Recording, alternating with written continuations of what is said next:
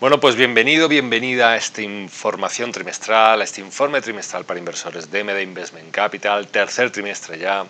Y pues bueno, como sabrás de otros informes, nos gusta ponerlo en abierto, colgarlo en nuestras redes sociales, pues bueno, para que sepas cuáles son nuestras políticas de inversión, nuestras estrategias y también cuál es nuestra visión de los mercados.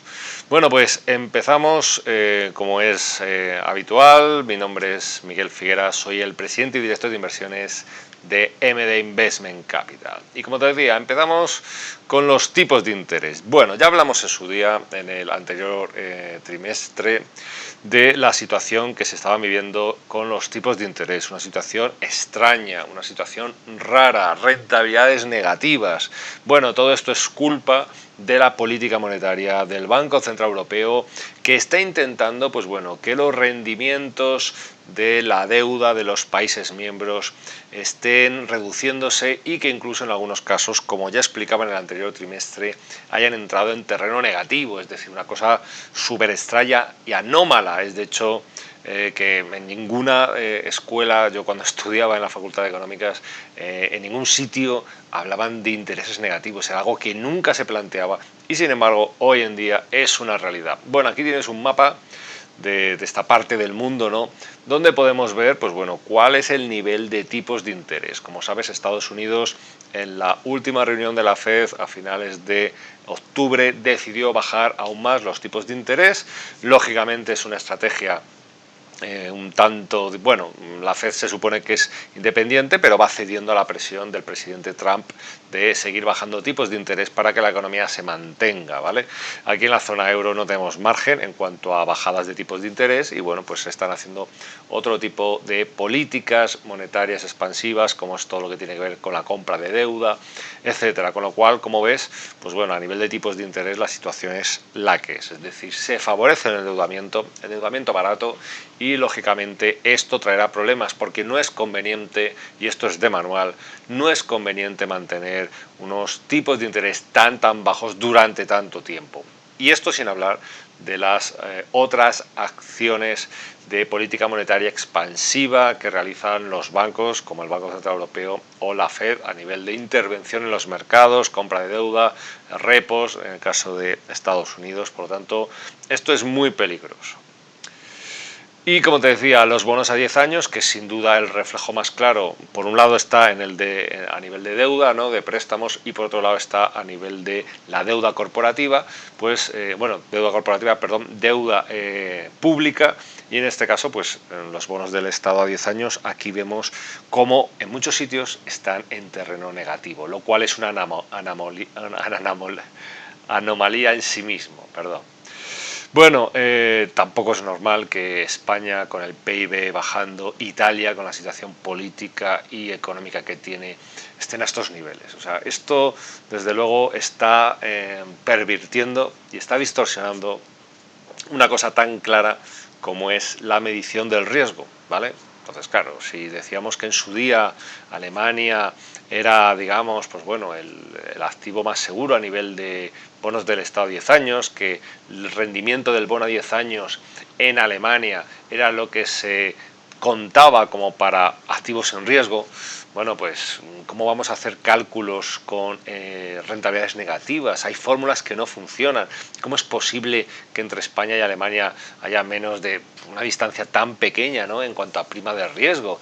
Aquí hay cosas que no son normales. Y ya digo, esto se debe a la intervención del Banco Central Europeo, que no permite que los precios reflejen lo que deberían de reflejar, que son los riesgos, ¿vale? Por lo tanto, ya digo, por un lado perjudica al inversor que invierte en renta fija y por otro lado está pervirtiendo la sensación de riesgo de los mercados financieros, pero también de la economía global, con lo cual al final la gente está asumiendo más riesgos, se está endeudando y todo esto va a traer graves problemas a nivel de crisis económica y financiera en breve. Y nosotros desde MD Investment Capital, partiendo de este escenario, nos estamos preparando y estamos realizando las estrategias y políticas de inversión que te voy a comentar ahora.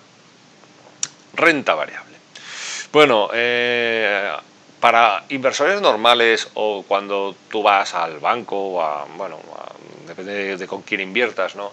Claro, renta fija, renta variable. claro, renta fija, si tenemos esa situación de rentabilidades negativas, pues claro, es muy complicado, ¿no? A no ser que juguemos a la compraventa y claro, ahí sí que, digamos, puede haber, digamos, rentabilidades buenas, ¿no? A jugar con la compraventa dentro de que los bonos cada vez rinden menos, con lo cual los bonos con mayor rendimiento, su precio sube, ¿no? Pero si nos olvidamos de renta fija, porque en MD Investment Capital no hacemos cosas, digamos, normales y habituales, claro, nos metemos con la renta variable. Y la renta variable, pues bueno, como ya te comenté en el anterior informe trimestral, nosotros la recomendación que hicimos fue salir del mercado en abril, con lo cual nuestros inversores y clientes evitaron la caída que se produjo en la bolsa en mayo. Como ves ahí, una caída muy importante. Bueno, ¿cómo fue de importante? Que fíjate que estamos ya en noviembre y resulta que no hemos llegado a los máximos que teníamos en abril, es decir, que esto es el IBEX 35, ¿vale? Pero bueno, aún así, esto nos da una idea de cómo aquella persona que haya invertido en la bolsa española se puede encontrar con que ya las rentabilidades ya fueron en abril las que tenían que ser de máximo y ahora estamos intentando igualar, ¿no? Con el riesgo que ello conlleva y habiendo perdido tantos meses de inversión en otros activos. Nosotros, como te digo, salimos en abril y por lo tanto ni nos comimos la caída de mayo ni tampoco la de agosto, la de verano, ¿vale? Claro, luego se ha ido remontando, ha habido alguna caída más, pero bueno, al final estamos intentando que el IBEX llegue al nivel de los 9.500 puntos y no lo consigue porque lógicamente en un entorno con los tipos de interés como los que hemos visto y donde en el índice, en el IBEX 35, el mayor peso lo tiene la banca, pues es muy complicado que la banca gane dinero en cuanto al negocio bancario tradicional de prestar dinero con esos tipos de interés tan bajos y por lo tanto pues es muy complicado que el IBEX 35 suba, ¿vale? Porque siempre va a haber un banco que le tire para abajo. Con lo cual, nosotros en bolsa, ya digo, hace tiempo que no estamos en el IBEX 35 en cuanto al índice, a nivel de gestión pasiva, pero cierto es que de otros valores y otros índices en los que estamos invirtiendo o estábamos, pues la estrategia que estamos realizando en el tercer trimestre es de recogida de beneficios. Es decir, cuando las bolsas se han ido recuperando, se han ido tranquilizando con las noticias que han salido, porque las bolsas están muy dependientes de las noticias que salen, ¿no? Pues si Trump llega a un acuerdo con China, temas del Brexit, qué ocurre con los tipos de interés, datos macro en Europa, en Estados Unidos, todas esas noticias están influyendo muchísimo en la bolsa y la bolsa es muy volátil, como decíamos en el anterior informe trimestral. Por lo tanto, ya en el tercero hemos empezado a salir de la bolsa, a recoger beneficios y a dejar esos beneficios en forma de liquidez para nuevas oportunidades de inversión o invirtiendo ya, tomando posiciones ya en otros activos, ¿no? Como dije la otra vez en mi informe trimestral final, hoy también comentaré algo importante al final, así que quédate hasta el final del vídeo. Pues sí, nosotros ya hemos empezado a tomar posiciones en el oro, ya digo, sacando, recogiendo los beneficios de la bolsa y volcándolos en el oro, aunque cierto es que con cuidado, porque la verdad es que, bueno, pues es un mercado, el del oro y la plata, que está bastante, digamos, intervenido, por no decir otra palabra un poco más dura. Y claro, los precios no reflejan realmente la situación que hay, ¿vale? Por lo tanto, ya digo, no nos podemos meter de lleno, porque lógicamente los bancos centrales y la banca está intentando mantener a este muerto que es la economía, pero le están intentando mantener medio vivo gracias a estímulos monetarios y por lo tanto no pueden permitir que el oro refleje la situación, porque si el oro se disparara entraría el pánico, las bolsas caerían y entonces sí que entraríamos de lleno en una crisis. Las crisis, en cierto modo, se pueden sostener con la confianza, pero claro, al final, aunque haya confianza, lo que hace falta es dinero. Y como estamos tan endeudados a nivel de país y a nivel de empresas y a nivel de particulares, pues claro, es difícil que la gente, aunque tenga confianza, se dedique a consumir y a invertir, ¿vale? Por lo tanto, ya digo, esto para nosotros está clarísimo el escenario, se ha conseguido salvar un poco porque parecía que se iba a ser a finales de este año, pero ya digo, en principio de 2020 nos planteamos un escenario bastante complicado y por eso esta es nuestra estrategia ahora mismo de recoger los beneficios, hacer las maletas, como quien dice, e irnos a otro lado. Bueno, mercado inmobiliario tampoco está mucho mejor que la bolsa. La verdad es que aquí, pues bueno, digamos que aquí estamos empezando a estar como en el mercado bursátil, pero bueno, aquí claro es más complicado a veces deshacer posiciones, pero lo que no estamos es entrando más. Bueno, según TINSA, según Idealista, el mercado sigue creciendo, pero muy suave, ya muy poquito, ¿vale? Es decir, fíjate, por ejemplo, los datos de Idealista, ¿no? Datos estadísticos, pensar que Idealista recoge una enorme oferta de inmuebles de segunda mano, ¿vale? TINSA trabaja con otros datos, son tasadores y por lo tanto también tienen datos del mercado al ser la primera tasadora de España. Pero bueno, te los pongo un poco uno contra otro, porque al final lo que importa es que digamos que los precios no están subiendo ya tan alegremente, ¿vale? Digamos que los precios están empezando a moderar.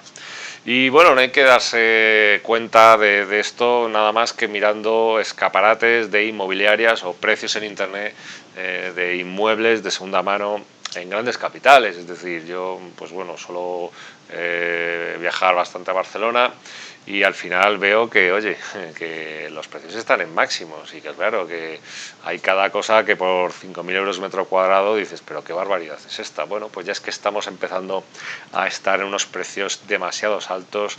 También es verdad que todo lo que pasó con la nueva ley hipotecaria no ayudó a que se cerraran operaciones y esto ha hecho que, bueno, pues que agosto fuera un mal dato, ¿vale? Es decir, que a nivel de compraventas, que a nivel de hipotecas, digamos que en agosto ya hemos empezado a ver, digamos, caídas, ¿no?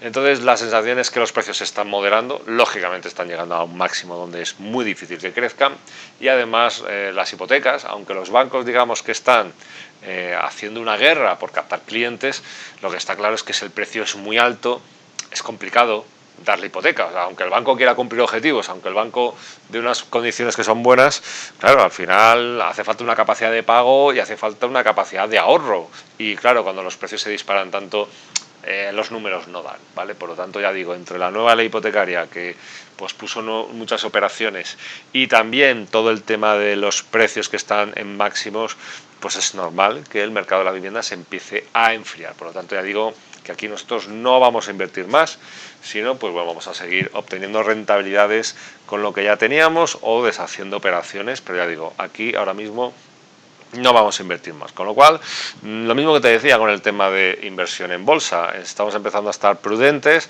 ahora te diré en qué sí que estamos invirtiendo, pero digamos buena parte del dinero lo estamos dejando en liquidez, ¿vale? En activos monetarios, renta fija, aunque no nos guste, pero claro, lo queremos dejar quieto porque no queremos que una caída del mercado de un día para otro nos haga perder la rentabilidad que estamos obteniendo en este año. Por lo tanto, preferimos perder un poquito en activos monetarios o de renta fija antes que perder 2 dígitos en una caída del mercado que nos pille por sorpresa. Es decir, aquí ya estamos aplicando la frase de el último euro que lo gane otro, ¿vale? Porque aquí ya el mercado y en la bolsa está empezando a dar señales de que, bueno, sensaciones de que no nos gusta ya cómo está la situación y hay que empezar a moverse poco a poco, recogiendo beneficios sin volverse locos, pero hay que empezar a moverse a otros activos y a otras inversiones. Y una de ellas son las startups. Bueno, las startups, la verdad es que hay mucho bombo, mucha noticia y por lo tanto quizás es algo que no te has planteado nunca. También es verdad que a veces parece que es algo complicado, ¿no? Parece que si una startup no entra a cotizar en bolsa no podemos participar. Bueno, pues sí, sí que se puede participar, pero hay que entender cuáles son los mecanismos para entrar en startups en etapas muy iniciales de lo que se llama el capital semilla, antes de que entren pues todo lo que es el capital riesgo, porque bueno, en ese momento ya es muy complicado jugar, ¿no?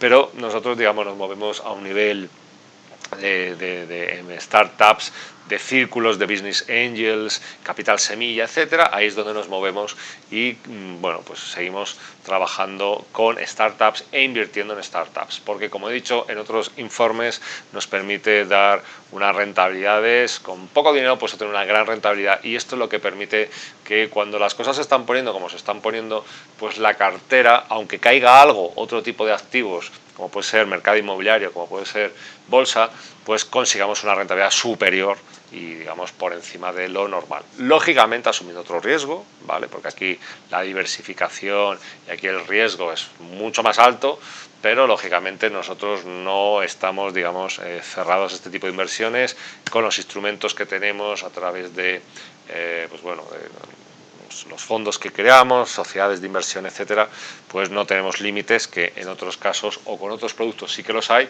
y por lo tanto aquí podemos invertir sin cortapisas, ¿no? Pero, como he dicho otras veces, son nuestros fondos un poco, lo que metimos aquí es, digamos, el que denominamos fondo especulativo, ¿vale? O sea, nuestro fondo para hacer cosas que no son las normales y que son inversiones alternativas. Bueno, este trimestre ha estado marcado por una, digamos, mala noticia, que no es en sí mismo una mala noticia, para nosotros no es ni buena ni mala, pero hay que entenderlo, ¿no? Hay que entenderlo que las valoraciones de las startups, de las grandes, de las que se basan en sacarlas a bolsa y hacer millonarios a los fundadores, a trabajadores y por supuesto a bancos de inversión y a Wall Street, pues lógicamente aquí han tenido un varapalo con WeWork. WeWork se valoró en 50 billones de dólares, los billones en Estados Unidos es en miles de millones, no millones de millones, con lo cual la valoración de WeWork era de 50.000, casi 50.000 millones de dólares, y pues Wall Street, la bolsa de Nueva York, no se lo creyó, y los inversores, que al final es quienes iban a comprar estas acciones, no se lo creyeron, y por lo tanto fracasó la OPV. La OPV era muy importante para que WeWork pudiera atender sus necesidades de deuda, porque está muy endeudada. Nosotros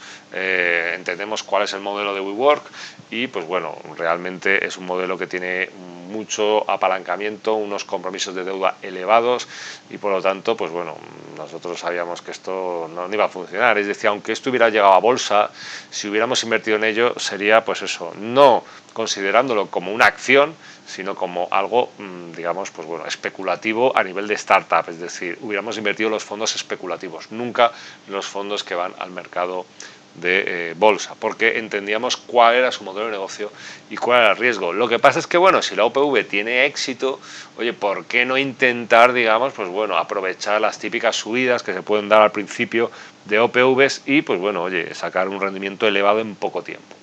Pero ya digo, esto no quiere decir que nuestra filosofía de inversión en startup vaya a cesar porque ha habido, bueno, porque se ha destapado que WeWork es una, bueno, no voy a decir una estafa porque es un poco gruesa esta palabra, pero sí que desde luego la valoración estaba muy por debajo. De hecho, fíjate, hoy en día SoftBank, que es su principal inversor y que tiene dinero de Arabia Saudí, por lo tanto no podían permitirse el lujo de que esto no funcione, pues lo valoran 8.000 millones, es decir, de 50 a 8. Fíjate, en poco más de un mes, digamos, ¿no?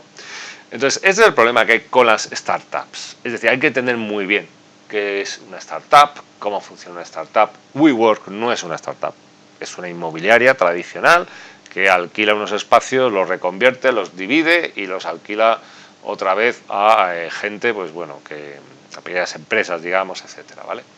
Entonces, claro, WeWork se pintaba como una empresa tecnológica para obtener esa valoración de 50 billones, pero lógicamente eso no era lo que aparentaba ser. Por eso digo que nosotros en Investment Capital sabemos rascar detrás de la superficie, no nos dejamos engañar por números, proyecciones, etcétera. Oye, entendemos muy bien el tema startup, somos gente joven y por lo tanto por aquí no nos la dan, ¿vale? Pero bueno, te quería contar este caso porque ha sido un caso bastante mencionado, y el cómo hay que tener mucho cuidado al invertir en startups. Primero, usar, como digo, el fondo especulativo, que es lo que hacemos nosotros, es decir, aquel dinero que es para hacer cosas de estas, de elevada riesgo pero muy alta rentabilidad potencial. Pero claro, aún así no es ponerlo en cualquier startup, ni siquiera esta, que era uno de los grandes unicornios. Unicornios son startups que valen más de 1.000 millones de dólares y que además que estaba muy avalada por ciertos bancos, o SoftBank con su fondo de empresas tecnológicas. Pues realmente esto era un bluff, era todo aire, y así lo sabíamos nosotros. Y bueno, pues por eso te quiero hacer este comentario, que al final no es que el sector de las startups no funcione, no es que vayamos a vivir una burbuja de las .com generalizada, no, las startups son empresas de futuro, pero ha habido una pequeña burbuja, ha habido un pequeño boom, ha habido, bueno, como lo queramos llamar. Entonces hay que entender muy bien cómo valorar estos negocios y, ya digo, no va a ser una inversión en la que dejemos de estar. Por lo tanto, sigue habiendo oportunidades, pero hay que tener cuidado con las valoraciones. Este sería, digamos, el resumen y el consejo final. Y ya digo, no vamos a dejar de invertir en startups. Puede ser que si al final hay un estallido como hubo el de las burbujas.com, puede ser que, oye, tengamos que seleccionar mucho más, puede ser que haya menos capacidad para recopilar dinero, para buscar buenas oportunidades, pero al fin y al cabo, ya digo, esto es el futuro. O sea, no podemos olvidarnos que hoy en día las mayores empresas del mundo, por capitalización bursátil, la mayoría son tecnológicas y no existían hace 20 años, ¿vale? Por lo tanto, no podemos quedarnos con la energía, el petróleo, cosas de estas, porque esto va a desaparecer, porque hay un cambio, ¿vale? Un cambio no solo a nivel tecnológico, sino de tendencias, de, por ejemplo, todo lo que tiene que ver con el reciclaje, energías renovables. Entonces, hay que estar en este cambio, ¿vale? Pero, por lo tanto, eso no quiere decir que nos tengamos que tragar cualquier valoración, venga bendecido por Wall Street o venga bendecido por quien sea, ¿vale? Bueno, pues este es nuestro consejo a nivel de startups, seguiremos en ello. Y bueno, pues como en otros informes, todo lo que tiene que ver con rentabilidad anual, sintiéndolo mucho, pues es información confidencial que solo tienen acceso nuestros clientes y que, pues bueno, por lo tanto no te podemos contar aquí cuál es nuestra rentabilidad anual, pero sí que te hemos contado cuál es nuestra estrategia, te la hemos contado en diferentes informes y por lo tanto te puedes hacer una idea de cómo nos van las cosas, ¿vale? Como decía en otros informes, cuáles son nuestras perlas. Mira, lo único que digamos me arrepiento en este trimestre que hemos acabado es que, como te decía, bueno, del oro ya he hablado, pero no he hablado de las criptomonedas, no he hablado de Bitcoin. Bitcoin, por supuesto, para nosotros es una inversión válida, igual que invertir en otras divisas. El problema es que, como pasa con el oro, pues es un mercado un poco volátil, bueno, bastante volátil, pero a lo que me refería con que es parecido al oro es porque a ciertos bancos, a ciertos, digamos, bueno, los sectores financieros no apuestan por él, pero no porque no se lo crean, sino porque perderían un control que es el de emitir moneda. Y en este caso, quien tiene ese monopolio es Estados Unidos con el dólar, que es la moneda, digamos, internacional, y tiene una gran ventaja al poder emitir esa moneda, ¿vale? Porque claro, si tú eres Argentina, que te endeudas en dólares, tu economía se hunde y por lo tanto tu divisa, el peso, cae muchísimo frente al dólar, pues claro, tienes que usar muchos más pesos para comprar dólares y pagar tus deudas. Claro, ese problema lo tienen todos los países menos Estados Unidos, que se endeudan dólares y pagan dólares e imprime dólares, ¿vale? Entonces ya digo, las criptomonedas no están bendecidas ni lo van a estar, el Bitcoin, etcétera. Pero al final la gente sabe cuáles son los beneficios y las ventajas de disponer de una moneda virtual que no te pueden embargar en una cuenta, que además está limitada, igual que está limitado en el oro, y por lo tanto, al final, en vez de depreciarse, como está pasando con todas las divisas, como puede ser el dólar, como puede ser el euro, como puede ser la libra, todas las divisas menos el dólar se están depreciando respecto del oro, y con el Bitcoin debería de pasar algo parecido. Lo que pasa es que, bueno, ya digo, está un poco intervenido y además, pues bueno, como pasó con el proyecto de Libra de Facebook, de su propia criptodivisa, pues claro, lo quieren boicotear. O sea, cualquier cosa que tenga que ver con Bitcoin lo van a intentar boicotear o van a intentar manipular el mercado para hacerlo más volátil, meter miedo a la gente, en definitiva, hundir esa moneda que podría ser un sustituto a todas las divisas, pero a los bancos centrales no les interesa para nada dar el control a, digamos, a la gente, sino que ellos quieren mantener el control de imprimir moneda y por lo tanto, ya digo, el Bitcoin siempre va a estar atacado hasta que la gente se vuelque masivamente con él. Pero ha habido una noticia, es decir, nosotros estábamos muy prudentes con el Bitcoin por todo esto que te he contado y porque, claro, Facebook ni siquiera había sido capaz de sacar algo de apoyo, lo cual hubiera, digamos, pues apoyado bastante el futuro de Bitcoin. Pero, aunque ya digo, Estados Unidos, todos los países, digamos, no están apoyando a Bitcoin, China sí que lo está haciendo. Lógicamente China tiene su propia estrategia, va a ser dentro de poco la economía más grande del mundo, tiene ya más ricos que Estados Unidos y pues bueno, sabe lo que tiene que hacer. Ellos tienen su ideología, piensan a largo plazo y no se van a dejar, digamos, pues bueno, pues amedrentar y mucho menos chantajear por Estados Unidos y sus aliados, ¿vale? China sabe que su aliado natural será Rusia y en ambos casos se está haciendo una estrategia de comprar oro, con la diferencia de que China ya ha dicho que sí, que va a apoyar el blockchain, que es parte de la digamos, de la base de las criptomonedas, y por lo tanto sabemos que China va a trabajar a dos niveles, va a trabajar a nivel de criptomoneda y va a trabajar y está trabajando a nivel de recopilar y de, pues bueno, de extraer oro. Por lo tanto, se está preparando para lo que se avecina, que es la quiebra, la pérdida de valor del dólar, y por lo tanto generar una quiebra para aquellos que, bueno, pues que tengan, bueno, una deflación bestial, y puede que provocar una quiebra en muchos casos. Así que para eso ya China se está preparando, y por lo tanto nosotros estamos replicando un poco esa estrategia. Y como te digo, pues bueno, nosotros sí que apostamos por ello, pero el error ha sido de que por las noticias de Libra y por todo esto que te he comentado del sector financiero, bancos centrales, cómo atacan al Bitcoin, pues no habíamos querido entrar, y sin embargo nos hemos perdido esa subida que ha tenido el Bitcoin, una subida bastante importante, creo que del 25, si no recuerdo mal, 25%, solo porque China apuesta por esa tecnología, ¿vale? Por lo tanto, ya digo, es lo único que lamentamos a nivel de rentabilidad de este trimestre, el no haber entrado antes, porque sí que tenemos claro que vamos a entrar aquí, igual que hemos entrado en el oro, pero ya digo, nos hemos perdido esa subida. Así que bueno, seguiremos siendo muy prudentes con el tema del Bitcoin, pero ya digo, tal y como están las cosas, tenemos que estar moviéndonos a cosas que son muy alternativas, porque ahí no solo van a estar las rentabilidades, sino va a estar la protección del dinero y del patrimonio, que es algo que la gente no lo ve hasta que llega una crisis, y ahí es donde ya ocurre lo que ocurre, que hay gente que pierde dinero porque todo cae, y claro, necesitas, digamos, pues activos refugio, ¿vale? Entonces, en la próxima crisis, oro, Bitcoin, sin duda, serán dos grandes protagonistas a nivel de activos refugios, porque la renta fija, como te he explicado antes, sobre todo la deuda estatal, está totalmente infravalorada, hay una burbuja por culpa de las políticas monetarias del Banco Central Europeo. Bueno, pues hasta aquí este informe.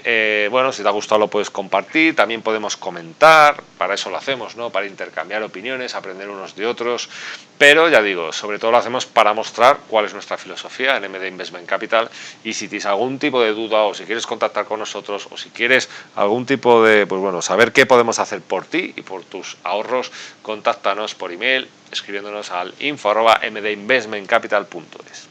Hasta el próximo vídeo.